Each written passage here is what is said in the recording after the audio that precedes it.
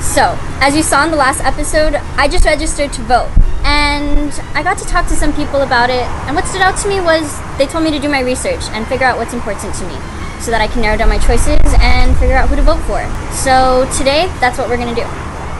But before I could do any of that, I had to get tested.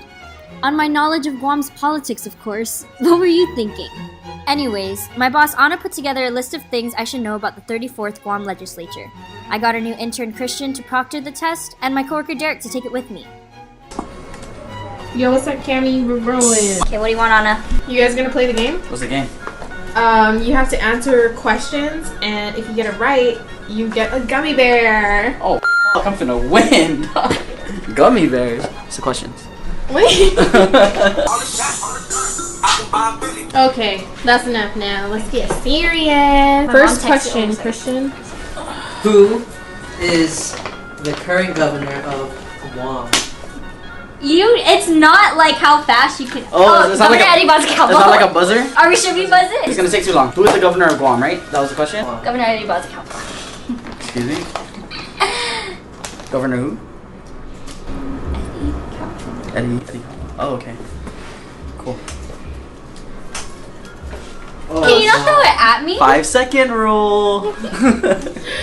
Just give me this. No, wait. What is the next question? Who is the current lieutenant governor of Guam? Lieutenant Governor Ray Tenorio. That's how you catch. Attitude. Okay. Name any two candidates running for governor in the upcoming election. I don't know why I'm tapping this. Lou and Josh and Gutierrez and Fidelio. Name any two senators in the 34th Guam legislature. Is the 34th the current one, right? Therese Terlahi and Regine Viscoli.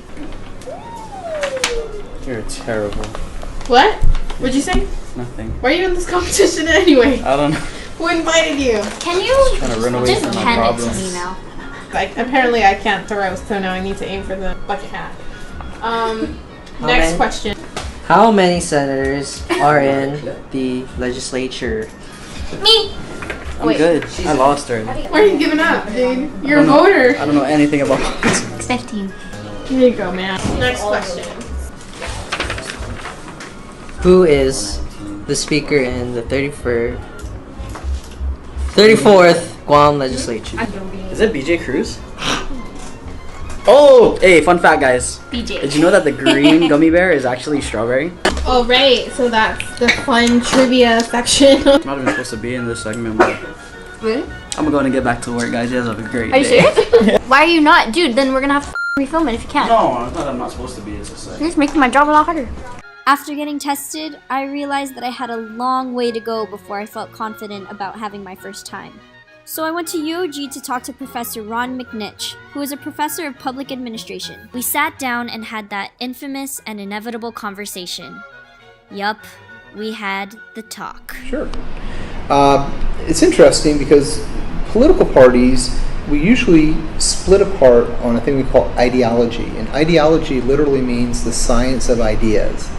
And so political parties tend to be conservative, which is the Republican Party, and then liberal, which is the more Democrat. But in general, conservatives are property-oriented. They worry about preserving wealth and property. And liberals are people-oriented. They like to help people. They like social policy and stuff like that.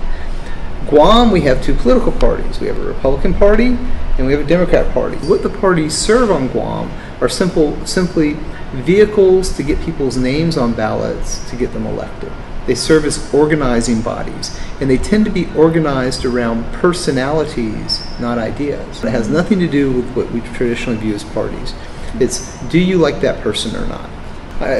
Is this helping y'all a little bit? Yes. Yeah. So then, would you be able to break down the Guam election season in a nutshell? Sure, absolutely. The Guam election season, it depends on which race we're talking about. The gubernatorial. The gubernatorial race, that's a two-stage race. And the first stage, of course, is the primary, and the second stage is what we call the general. And under Guam law, or under the Organic Act, the governor and lieutenant governor run on the same ticket. They run as a team, a pair. That's not the same in a lot of U.S. states. They run separately. The problem with the Guam system is when you run with a pair, you're married to that person. So really, in effect, we're electing two people, not one person. In this election, we have 4 Democrat teams that are vying for the Democrat ticket, and then we have one Republican team vying for the Republican. So we know the Republican is going to win. And so the Republicans' big headache is, how do they keep the Republican votes in the Republican line and not interfere with the Democrat race? Because if they interfere with the Democrat race and a bunch of their people cross over from Republicans to Democrats, and they interfere with that governor's selection, the people over on this side, the Democrats, will never forgive them and come back over to the Republican side. That's what happened in 1998 when Governor Joe Ada, he only got about 5% of the votes. And then 95% of all voters voted on the Democrat side of the governor's race, and it caused chaos. And those teams never forgave the Republican side, and those votes never came back from the moderates. 1998? 1998. I wasn't even born yet. Oh. If I were 18 years old right out of high school, I would get together as many of my friends, take a selfie in front of the door at the Guam Election Commission, vote in every race. I would get my parents to vote. I would get my brothers and sisters to vote, or my cousins to vote, and coordinate with them and emphasize that we can vote, and use social media to do it. Nothing's preventing young people, no offense, love to talk and take selfies, but they don't act. You know, to know and not to do is still not to know. Just because you say you're going to vote, or even if you're registered to vote, if you don't vote, you don't matter. So matter.